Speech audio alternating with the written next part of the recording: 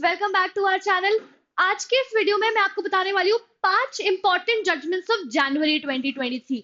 देखिए, हर एग्जाम में, चाहे वो नेट का पेपर हो, चाहे जुडिशरी का पेपर हो, चाहे एलएलएम एंट्रेंस एग्जाम का पेपर हो, हर पेपर में केस लॉज का आजकल महत्व जो है वो बढ़ता चला जा रहा है और हर जगह केस लॉज से ही क्वेश्चंस बनते हैं, जुडिशरी में भी, दूसरे सारे एग्जाम्स में भी। तो इसीलिए ये जो सीरीज होती है मेरी आपके लिए वो बहुत यूजफुल होती है। आप इसको देख के इसमें से आप अपना एनालिसिस कर सकते हैं। सारे केसेस मैं वही लाती हूँ जो बहुत ज्यादा इंपॉर्टेंट है या बहुत ज्यादा आपके लिए पढ़ने की जरूरत होती है, तो वो वहां यहाँ पे मैं आपको क्रिस्प ब्यूटीफुल तरीके से समझा दूंगी। देखिए, तो पहला जो केस है that is Vivek Narayan Sharma versus union of India.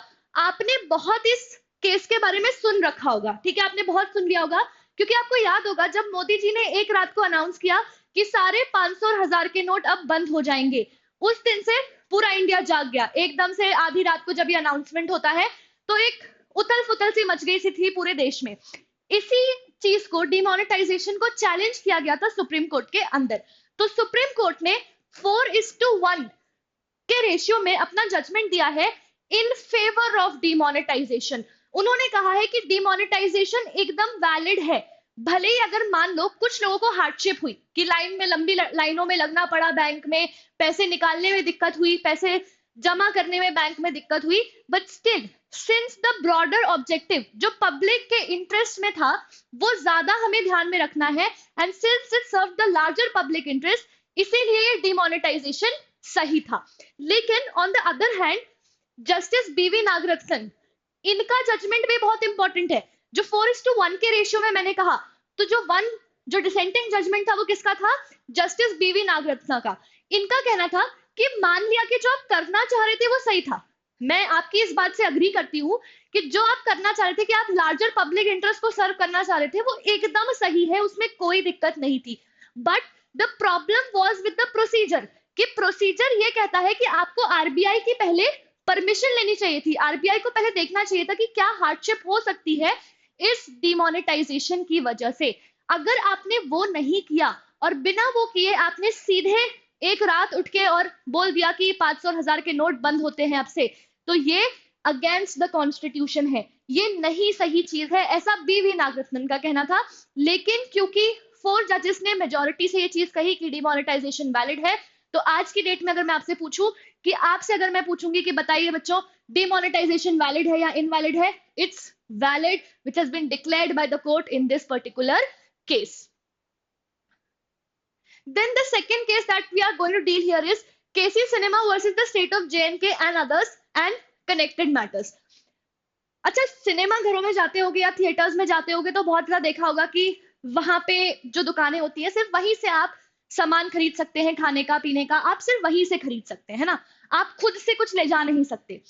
JNK high court ने क्या बोल दिया था? जेएनके हाईकोर्ट ने बोल दिया था कि ये प्रैक्टिस गलत है, ऐसा नहीं करना चाहिए, लोग अपने खुद का भी खाना लेकर आ सकते हैं। बट इसी को ओवर रूल कर दिया सुप्रीम कोर्ट ने। सुप्रीम कोर्ट ने कहा कि क्या कर सकते हैं, जो सिनेमा घर है या जो सिनेमा हॉल्स हैं, थिएटर्स हैं, वो ये रिस्ट्रिक्शन लगा सकते हैं कि आप अपना खाना नहीं ला सकते, they can prohibit you from bringing in the food, क्योंकि ये उनके 19(1)(g, आर्टिकल 19(1)(g) की जब अपन बात करते हैं तो आर्टिकल 19(1)(g) के अंदर उनका हक है, ये उनका right to carry on business के फर्दरेंस में ही ये चीज है। अगर क्यों ऐसा है या क्यों वो 19(1)(g) के अंदर आ रहा है, उनका कहना था कि मान लीजिए आप अगर रिस्ट्रिक्शन लगा रहे हैं, अगर थिएटर्स ने रिस्ट्रिक्शन लगाया हुआ है कि आप नहीं ला सकते, तो किस लिए लगाया गया? ताकि उनकी जो वहां पे स्टॉल्स है वो काम करे। अगर आप, उन्होंने ये रिस्ट्रिक्शन लगा दिया या रिस्ट्रिक्शन हटा दिया कि भाई आप अपना खाना ला सकते हो, तो फिर वहां की स्टॉल्स बंद हो जाएंगी। उन्होंने कहा कि भाई एक आदमी का खुद के फ्री विल से जाता है ना, वो अगर थिएटर में भी जा रहा है तो वो खुद के फ्री विल से जा रहा है, he can choose not to go to the theatre. अगर उसे इतनी प्रॉब्लम है, अगर कोई ऐसा इंसान है जो कि नहीं बाहर का खाना खा सकता है या नहीं कुछ कर सकता है, so he is free to sit back at home and see a movie. जरूरी नहीं है कि आप थिएटर में जाके मूवी देखिए, ऐसा सुप्रीम कोर्ट ने कह दिया था। तो सुप्रीम कोर्ट ने कहा कि ये बिल्कुल भी अनकॉन्शनेबल नहीं है अगर उन्होंने ये रिस्ट्रिक्शन लगाया हुआ है कि आप सिनेमा घरों में अपना खुद का खाना नहीं ला सकते। So it's perfectly valid, constitutional है। तो अब अगर अगर कोई सिनेमा घर वाला आपको रोकता है कि भाई खाना मत लाओ या बैग की चेकिंग करता है कि आप कोई फूड आर्टिकल तो नहीं लेके आए हो, तो आप उससे कुछ नहीं कह सकते बिकॉज सुप्रीम कोर्ट का जजमेंट है. But yes, in addition to this it was also stated कि क्लीन ड्रिंकिंग वाटर लेकिन अवेलेबल करवाना चाहिए फ्री ऑफ कॉस्ट हर सिनेमा थिएटर के अंदर, क्योंकि ये एक ऐसी चीज है which can not be neglected और डन अवे विथ.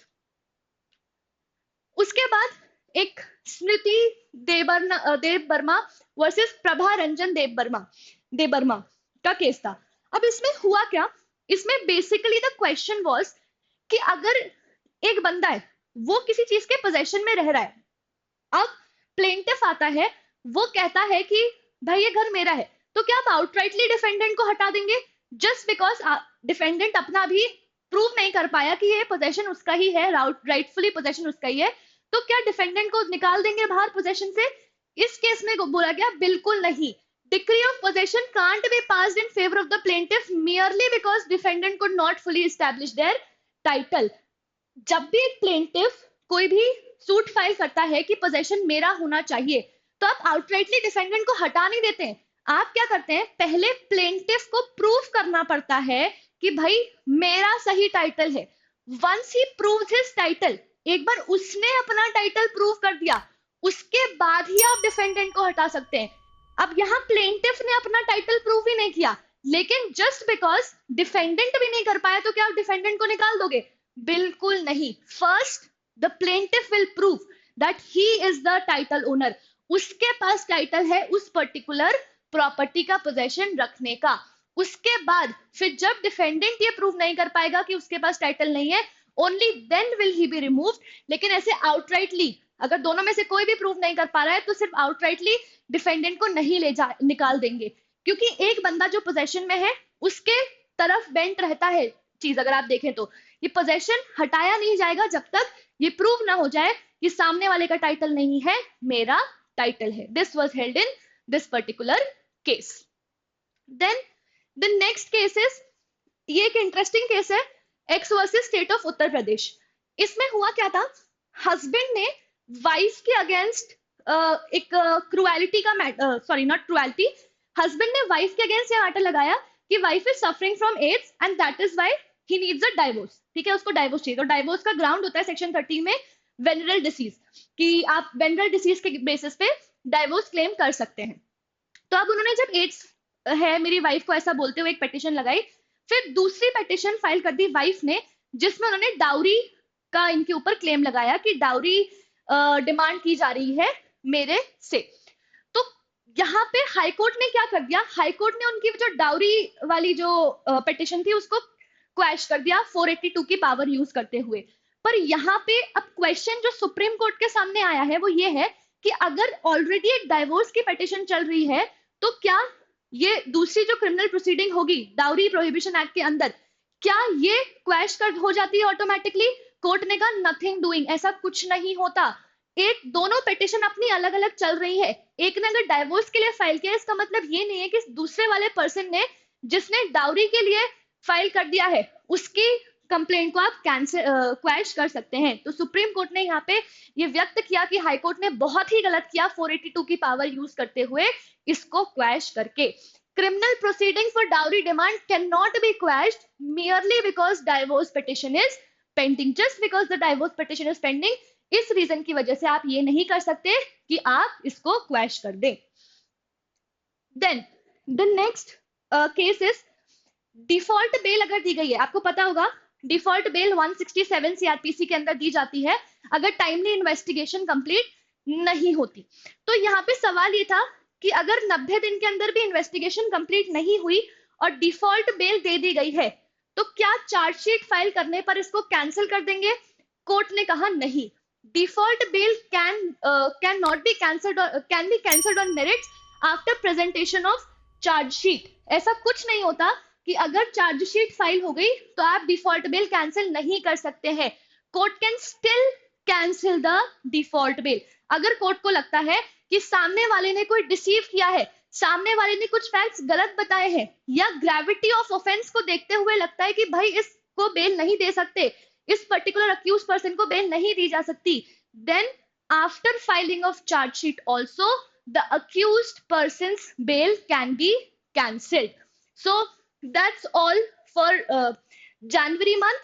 एक न्यूज जो मैं आपको बताना चाहती हूँ कि लीगल एज आफ्टर कॉलेज आपके लिए एलएलएम का 1 ईयर कोर्स स्टार्ट कर रहा है, जिसमें आप 1 फरवरी से जो स्टार्ट होने वाला है 5 PM में स्टार्ट होगा। आप एनरोल कर सकते हैं इसके लिए, और आप इसमें क्लैट एलएलएम इसमें हम आपको प्रिपेयर करवाते हैं। So you can join this batch and start your preparation journey for LLM with us. So that's all for the January month. I hope you might have like the lecture. Thank you so much. अच्छे से ये 5 cases को देख लेना। जितनी information मैंने दी है आपके लिए बहुत है। अगर वीडियो पसंद आया हो तो लाइक, शेयर और सब्सक्राइब जरूर कर देना। Thank you so much.